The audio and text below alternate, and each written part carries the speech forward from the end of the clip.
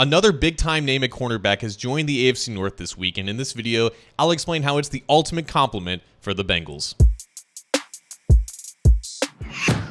Hi again, Bengals fans. John Sheeran of A to Z Sports Cincinnati here, and the Bengals are actually right where they should want to be. And I'm not necessarily talking about philosophy here or the way that they construct the roster or the way that they handle business, but how the NFL as a whole, and specifically the AFC North, views them is how they should want to be perceived. In the most simplistic terms, they are still viewed as a threat. It doesn't matter that they haven't been to the playoffs in 2 years. The fact that they have Joe Burrow, Jamar Chase, and T. Higgins going out there on offense for 17 weeks of the season, it terrifies pretty much everyone in the NFL. So it should come as no surprise that over the last 2 weeks, two of their own division rivals have added former All-Pro cornerbacks to combat this very strength of theirs. First, it was the Baltimore Ravens signing Jaire Alexander and reuniting him with Lamar Jackson from back in their Louisville days. And then this week, it was the Pittsburgh Steelers shocking everyone, not necessarily trading for Jalen Ramsey, but trading him in exchange for Minkah Fitzpatrick to go back to the Miami Dolphins. There was a time a handful of years ago where Alexander and Ramsey were two of the very best cornerbacks in the entire NFL. Of course, that was before Jamar Chase was either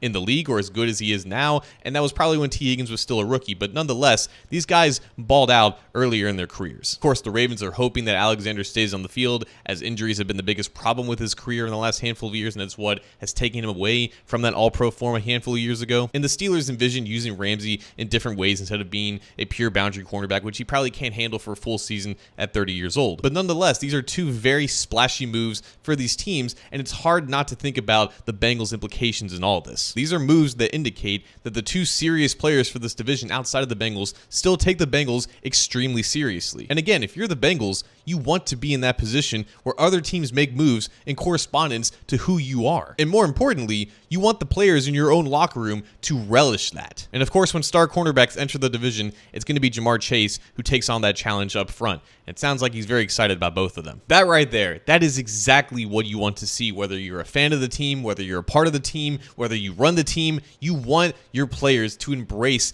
new challenges. And specifically for those running the team, you should want these guys to be best equipped to taking on these challenges. And I'm not saying the Bengals should have traded for Jalen Ramsey or signed Jaire Alexander, but the Ravens and Steelers had issues and deficiencies in the secondary, and they needed to combat the Bengals wide receivers and just in general wide receivers from around the league. The Bengals still have a clear deficiency at guard, and it's the one area of weakness that other teams in the AFC North can take advantage of, and they haven't done enough to counter that. And they are in the exact position to do so and make it count. The NFL has slowly but surely formed into this arms race where other superpowers of the league are trying to load up as much as possible. And when you find yourself as an adversary that other teams are doing whatever they can to make sure they can best combat you, you need to step up and match that aggressiveness. Because if teams aren't deliberately tweaking and adding to the rosters in order to combat you, then you're not in a position to actually compete. But the Bengals are, and they just need to take that next step to make sure that the Steelers and Ravens don't actually overtop them for good. It hasn't happened yet, it's only been 2 years, but the Ravens are going for a 3P right now, and the Steelers are trying to go all in with the last year of Aaron Rodgers. If the Bengals are actually done making moves, then they need to make sure that all the efforts that Baltimore, Pittsburgh put in this offseason